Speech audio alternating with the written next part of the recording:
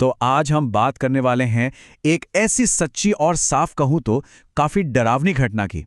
ये कहानी है मुंबई के कुलकर्णी परिवार की। और ये कहानी है माया की, एक ऐसी आत्मा जिसका दर्द आज भी उसे घर में कैद है। देखिए, कहानी की शुरुआत ही इस लाइन से होती है। जीवन में कभी कभार कुछ ऐसे किस्से भी होते हैं जिसे सुलझा पाना बहुत ही मुश्किल होता है। मतलब साफ है, हम एक ऐसी पहेली में घुसने वाले हैं जिसका कोई आसान जवाब नहीं मिलने वाला। तो चलिए शुरू करते हैं इस अनसुलझे किस्से को।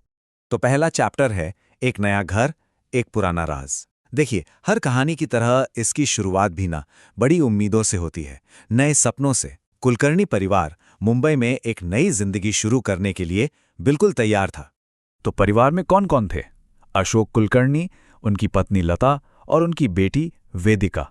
सब के सब अपने नए घर में आकर मतलब बहुत ही ज्यादा खुश थे। और सोचिए ना, मुंबई जैसे शहर में ऑफिस के पास घर मिल जाना, ये तो बहुत बड़ी बात है। उन्हें लगा बस अब लाइफ सेट है, इससे अच्छी शुरुआत हो ही नहीं सकती। लेकिन जैसा अक्सर होता है, ये खुशी ज्यादा देर टिकी नहीं।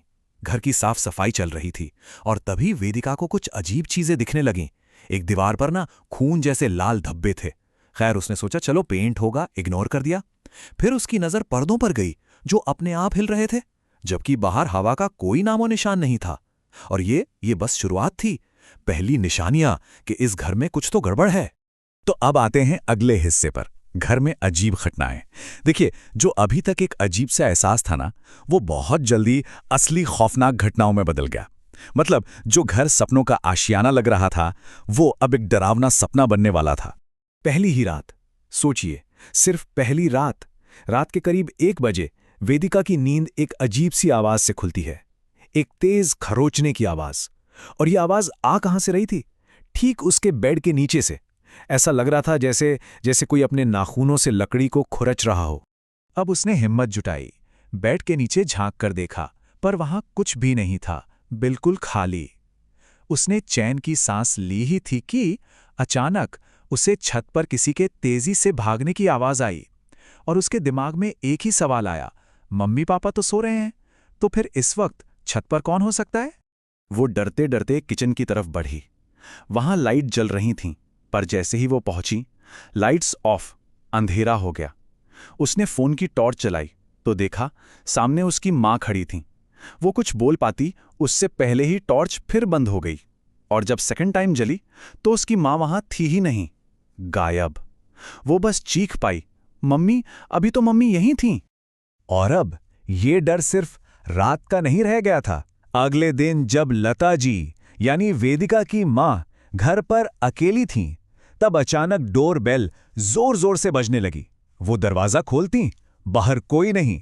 ऐसा एक बार नहीं, कई बार हुआ। और फिर हद तो तब हो गई जब उन्होंने जो दरवाजा बंद किया था, वो एक जोरदार धक्के के साथ अपने आप खुल गया। तो अब सिचुएशन कंट्रोल से बाहर जा रही थी। जब इन अजीब घटनाओं का कोई लॉजिकल जवाब नहीं मिला, तो फैमिली ने सोचा कि अब हेल्प लेनी ही पड़ेगी। और यहीं से कहानी एक इन्वेस्टिगेशन का मोड़ ले लेती है। वेदिका की एक दोस्त ने उन्हें यश के बारे में बताया। यश एक पैरानॉर्मल एक्सपर्ट थे, पर ये कोई तांत्रिक या बाबा नहीं थे। इनका काम करने का तरीका बिल्कुल साइंटिफिक था। ये ईएमएफ मीटर और घोस्ट हंटिंग कैमरा जैसे मॉडर्न गैजेट्स का इस्तेमाल करते थे, ऐसी शक्तियों का पता लगाने के लिए। अब यहां पे कहानी और भी इंटरेस्टिंग हो जाती है। जैसे ही यश घर के अंदर आया, उसने फील किया कि यहां एक बहुत ही ज्यादा स्ट्रॉन्ग नेगेटिव प्रेजेंस है। लेकिन सबसे हैरान करने वाली बात क्या थी पता है? उसके किसी भी गैजेट ने, किसी भी इंस्ट्रूमेंट ने कुछ भी डिटेक्ट नहीं किया। सब शांत। इसका मतलब साफ था, घर में जो भी शक्ति थी वो बहुत ही ज्यादा चालाक थी। वो खुद को इन गैजेट से छिपाना जानती थी। यश तो चला गया, लेकिन उस रात जो हुआ ना, उसने साबित कर दिया कि यश का अंदेशा बिल्कुल सही था। अगली सुबह जब कुलकर्णी परिवार की आंख खुली तो उनके होश उड़ गए। पूरा का पूरा घर तहस नहस था। फर्नीचर टूटा हुआ, सामान बिखरा पड़ा। ऐसा लग रहा था जैसे किसी ने अपना सारा गुस्सा उस घर पे निकाल दिया हो। अब यश समझ चुका था कि यह कोई मामूली मामला नहीं है। इस रहस्य की तह तक जाने के लिए उसे घर के पास्ट में, उसके अतीत में झांकना ही पड़ेगा। और वहीं उसे मिली माया की दर्दनाक कहानी। तो पिछले मालिक के बारे में पता करने पर एक कहानी सामने आई। आज से लगभग 15 साल पहले इसी घर में सतपाल जी अपनी बेटी माया के साथ रहते थे। बड़ा खुशी का माहौल था क्योंकि माया की शादी तय हो चुकी थी। लेकिन फिर एक तूफानी रात एक चोर घर में घुस आया, शादी के गहने चुराने। सतपाल जी ने उसे रोकने की कोशिश की तो उस चोर ने उनका मर्डर कर दिया और माया अपने पिता की मौत का सदमा वो बर्दाश्त नहीं कर पाई और उसने भी उसी घर में अपनी जान दे दी। तो अब सच सबके सामने था। इसका मतलब परिवार को अब उस आत्मा से आखिरी बार सामना करना था, वो आत्मा जो आज भी उस घर को अपना मानती थी। यश ने परिवार को समझाया। उसने कहा, देखिए ये आत्मा बुरी नहीं है। अगर इसे आप लोगों को नुकसान पहुंचाना होता तो ये कब का कर चुकी होती। मतलब उसका मकसद सिर्फ एक था, वो उन्हें डराकर घर से भगाना चाहती थी। वो बस अपना घर वापस चाहती थी। तो यश ने सोचा, एक आखिरी कोशिश करते हैं। वो अकेले उस घर में गया और उसने माया की आत्मा से कम्युनिकेट करने की, उसे बात करने की कोशिश की।